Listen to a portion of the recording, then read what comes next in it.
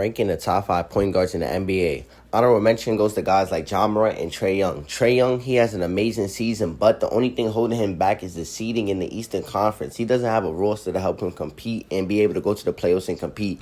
Jamal, he's been injured and suspended for the past couple of seasons. Well, just this last season. So definitely when Jamal gets back, I think he'll be a way better player, and he'll definitely make that top 5 guard spot. But with Trae Young, if he doesn't get a better roster and people to help him out, he won't really maximize his potential at being a top 5 point guard in the NBA. But honorable mention to these two, they've been amazing guards throughout the season. But let's get into this video right now.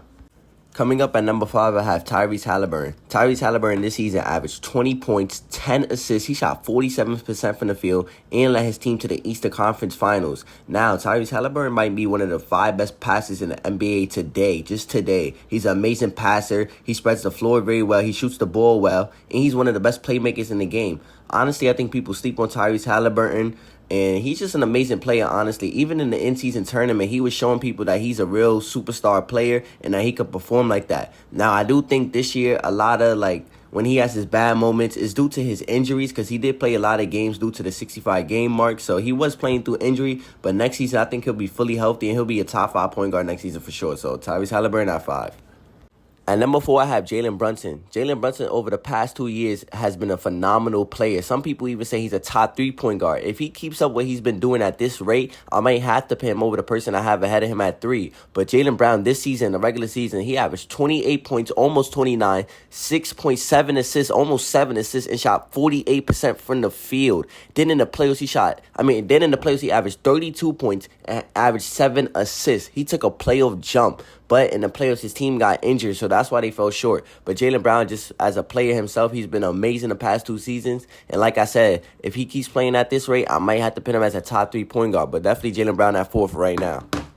At number 3, I have Steph Curry. We're talking about a guy who has to carry an offensive load every single night he's on the court. Nobody on his team was really averaging over 20 at one point in time. Or it was like nobody even scored 20 points at one point in time. Curry was the only great player on his team, averaging 30 points at the time. But then he did take a fall off during, after the All-Star game. But that's just because of the load that he has to carry. I promise you, if Curry gets a secondary star, I think he'll be able to compete. But Curry just has to play. He won Clutch Player of the Year. He averaged 26 points. He had 5 assists and shot 45% from the field. Now, like I said, these weren't his better numbers from past seasons. But this season, he had to do so much more offense that his numbers took a dip too because of the load that he has to carry. But Curry, just as an individual player, he's still amazing. He's still great. He just needs a roster to help him compete so he could go for that 5th championship. But Curry is still a top 3 point guard in the NBA for sure. At number 2, I have Shea. Shea took a huge jump this year. He led his team to the number 1 seed in the Western Conference. We're talking about a Western Conference featuring Nikola Jokic, Anthony Edwards, LeBron James, Steph Curry, KD, and many more superstars. And Shea, as a young player, he led his team to the number 1 seed. Shea this season averaged 30 points. He was 3rd in the NBA in points. He averaged 6 assists and shot 53% from the field. You know how good that is for 30 points a game, being a number 1 option on your team and leading them to the number 1 seed? If this wasn't a phenomenal season, I don't know what is. But Shea, even in the playoffs, he showed that he can still foul bait. Well, I don't want to call it foul bait, but get to the free throw line and still be an elite mid-range scorer. He showed everybody everything that people said that he couldn't do. So shout out to Shea. He's the 2nd best point guard in the NBA.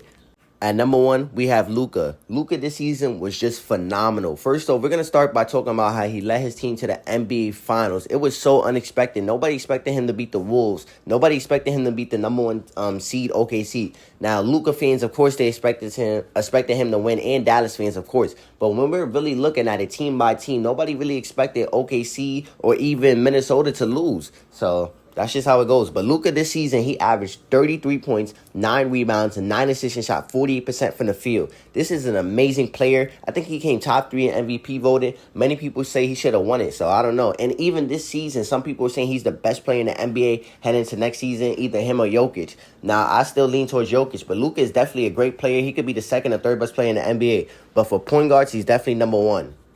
But that's it for this video. If you guys like this video, make sure you guys like, comment, share, subscribe. Get this video to 6 likes. And follow me on all my socials. accoladeslance, top 5 Lance on TikTok. And that's it, man. We'll see you guys in the next 6 likes and I'm dropping again. Thank you.